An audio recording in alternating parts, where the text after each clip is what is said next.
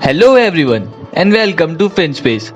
तो एक बात से तो आप लोग भी एग्री करेंगे कि 2020 के अंदर कोरोना के केसेस, फेक न्यूज़ और आईपीओ अकाउंट लगातार बढ़ता ही जा रहा है, क्योंकि अभी इसी महीने के अंदर एंजल ब्रोकिंग, कैमकॉन, कैम जैसे आईपीओ आए हैं और अब जो आईपीओ आ रहा है वो एक और बहुत बड़ा आईपीओ है जो है UTI AMC का 2159.88 CR का। तो क्या आपको इस आईपीओ के अंदर इन्वेस्ट करना चाहिए या फिर नहीं?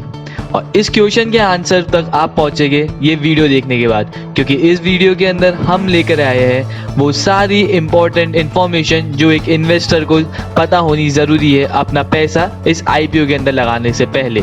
सो please watch the video till the end, and if you haven't subscribe our channel till yet then do subscribe our channel and also press the bell icon. तो पहले समझते हैं इस कंपनी के बिजनेस को। UTI AMC एक asset management company है जो कि म्यूचुअल फंड्स और लोगों के पोर्टफोलियो को मैनेज करती है। The company was incorporated in 2002 और ये UTI म्यूचुअल फंड के डोमेस्टिक म्यूचुअल फंड्स को मैनेज करती है और लोगों को पोर्टफोलियो मैनेजमेंट की सर्विस भी प्रोवाइड करती है। The company also manages retirement funds and offshore funds. अगर अपन AUM इंडस्ट्री ग्रोथ की बात करें, CRISIL aspects industries quarterly average AUM to grow at a CAGR of 18% between March 2021 and March 2025. CRISIL also expects industry's revenue and net profit growth up to 15% and up to 16% respectively. अब वापस आते हैं अपन company के ऊपर। UTI AMC India की सबसे largest asset management company है in terms of total AUM और 7th लार्जेस्ट AMC कंपनी है in terms of quarterly average AUM with rupees 1542 billion. Domestic funds के मैनेजमेंट फीस से आने वाले जो पैसे हैं वो कंपनी के टोटल इनकम के 72.7% पार्ट है। इस कंपनी ने इंडिया के अंदर पहला म्यूचुअल फंड इस्टेब्लिश करा था और इस कंपनी को असेट मैनेजमेंट इंडस्ट्री के अंदर 55 ईयर्स से भी ज़्यादा साल हो चुके हैं और इस कंपनी की काफ़ी स्ट्रॉन्ग हिस्ट्री रही है। UTI AMC के पास 11 मिलियन लाइफ फोलियोज हैं जो कि इंडिया के म्यूचुअल फंड इंडस्ट्री के 12.8% क्लाइंट बेस के बराबर है। UTI AMC के 4 मेजर स्पॉन्सर्स हैं which is SBI, LIC, PNB and bank of Baroda.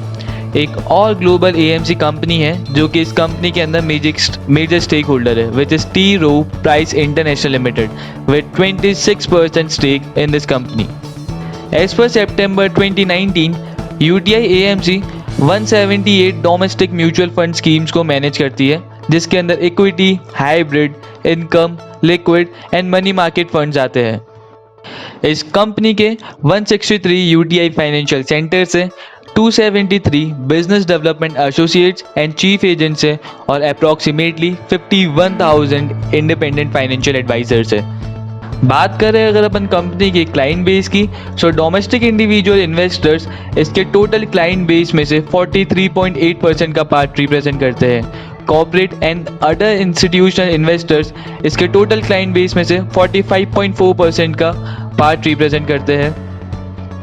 Banks और other financial institutions 3.5, NRIs 1.7 and 5.7% part इसके टोटल क्लाइंट बेस में से रिप्रेजेंट करते हैं।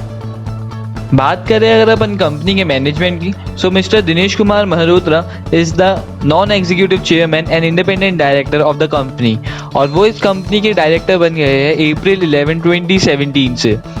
Metropolitan stock exchange of India limited, VLS finance limited, Tata AIA life insurance company limited and others are some of the other directorships of Mr. Dinesh Kumar.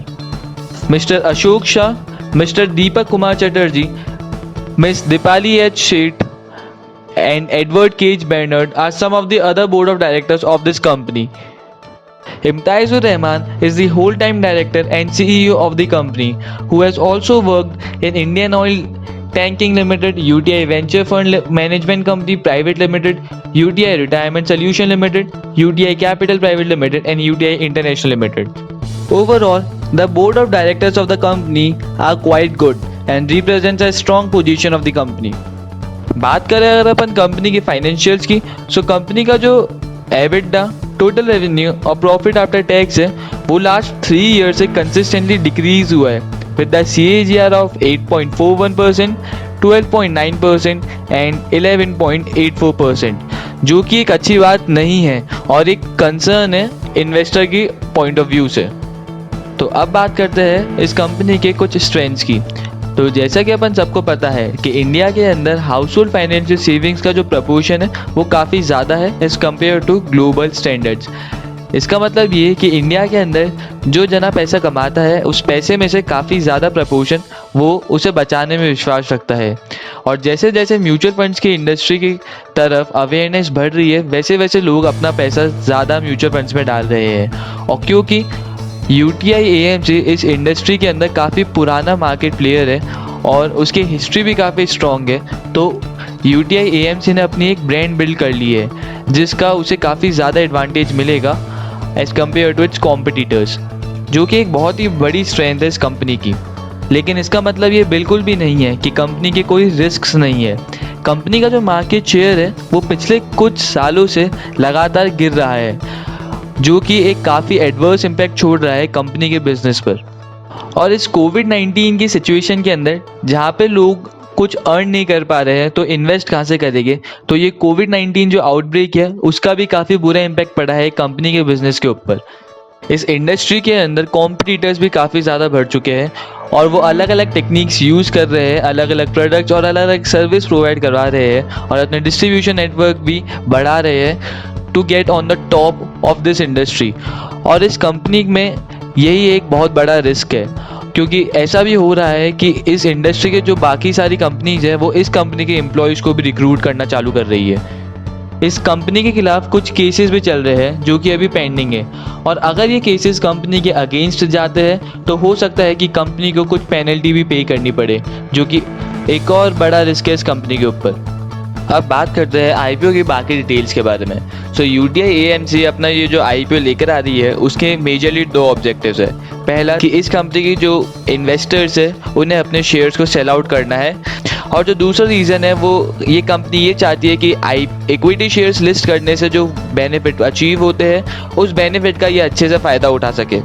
अब बात करें अगर IPO की बाकी डिटेल्स की, सो IPO के लिए बिड ओपन होगी 29 सितंबर को और बिड क्लोज होगी October 1, 2020 को। IPO का इशू साइज होगा 2159.88 CR का, जिसके अंदर कंपनी 3,89,87,081 इक्विटी शेयर्स इशू करेगी ऑफ ₹10 पर equity share of face value. जो मिनिमम मार्केट लॉट होगा वो होगा 27 शेयर्स का, और एक जना मिनिमम 1 लॉट पर अप्लाई कर सकता है। मैक्सिमम अप्लाई लिमिट होगी 13 लॉट्स की, which means 351 shares of value 1,94,454 rupees. IPO की प्राइस वेरी करेगी 552 से 554 के बीच में पर इक्विटी शेयर। IPO के लिए अलॉटमेंट फाइनलाइज होगा 7 अक्टूबर 2020 को, और IPO की लिस्टिंग डेट है October 12, 2020। इस IPO से पहले जो प्रमोटर्स की होल्डिंग है वो है 98.96% कंपनी के अंदर। अब अगर अपन आखिर में बात करें कि इन्वेस्टर कैटेगरी में कैसा बाइफिकेशन है, तो इस IPO के अंदर QIB को मिला है 50%, NII को मिला है 15% एंड रिटेल इन्वेस्टर्स को मिला है 35% of share for applying in this IPO। तो ये एक बहुत ही बड़ा और बहुत अच्छा IPO है, और हमारे हिसाब से एक इन्वेस्टर को इस IPO से काफ़ी अच्छा गेन हो सकता है। But still the final decision is in your hand, so please go through all the risk and all the other informations which were discussed in this video earlier before applying in this IPO. That's all from our side. Thank you for watching the video. If you like the video, then press the like button, share it with your friends and family, and also don't forget to subscribe our channel and press the bell icon. Thank you.